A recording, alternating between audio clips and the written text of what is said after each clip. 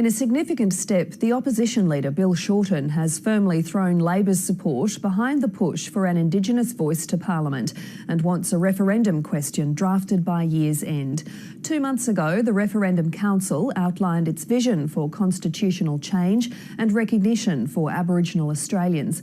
But the Prime Minister has warned against rushing. National Indigenous Affairs correspondent Bridget Brennan reports from the Garma Festival in northeast Arnhem Land.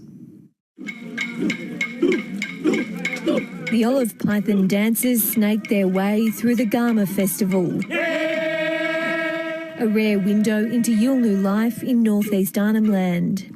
Thousands are here to listen and learn, but Indigenous leaders expect more of the Prime Minister. They're urging him to answer their plea for a referendum and a treaty. We trust him as a Prime Minister who will put the Makarrata before his government.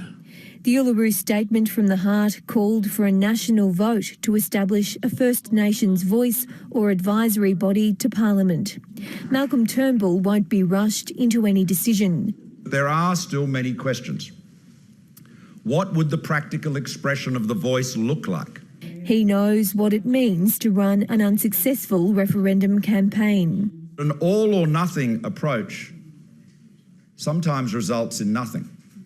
We must avoid a rejection at a referendum. The opposition leader gave a clearer commitment. Labor supports a voice for Aboriginal people in our Constitution. We support a declaration by all parliaments. We support a truth-telling commission. We are not confronted by the notion of treaties. And Labor wants a parliamentary committee to reach consensus on a referendum question, potentially by year's end, and to decide on the functions of a First Nations advisory body.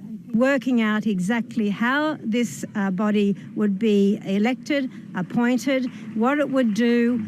For many of the Aboriginal and Torres Strait Islander people who've been involved in this lengthy debate over constitutional reform, a referendum to establish an Indigenous advisory body in the Constitution could well be the first step towards a Makarrata, a Yolngu word meaning treaty and settlement.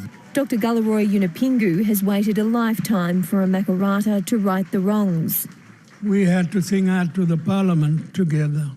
We will carry the name Makarrata together as one people.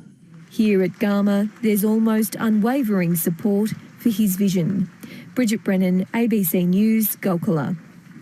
Indigenous leaders have looked for a new beginning as the push for Indigenous reform risks stalling. With more, here's Indigenous Affairs editor Stan Grant. Emotions have swung wildly here over the past couple of days in Garma. On the one hand, we've had great hope. On the other, disappointment and despondency. We've heard from some Indigenous leaders saying that they have not been happy with what they've heard from either the Prime Minister or the opposition leader, that so much is promised and yet so little is delivered. But today was another day and a chance for a new beginning. The focus today has been around this word, Makarrata.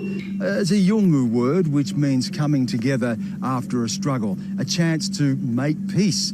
That was certainly the message from Galarrwuy Yunupingu. He is a leader of the people here, a leader of the Gumatj people. He said to the Prime Minister, it is up to you to take the words that you speak here today and speak them in Canberra where they need to be heard. He said that Indigenous people put their faith and trust in the Prime Minister. The question is, where does it go to from here? What is the pathway to a referendum that may bring about meaningful and substantial change? So far, there's been no real commitment on that, just a commitment to keep talking, to keep listening and move forward with the process. There is a lot of impatience, there is a lot of frustration, but still a commitment to try to work through this and find a resolution, what Galarrwuy Yunupingu has called a final settlement.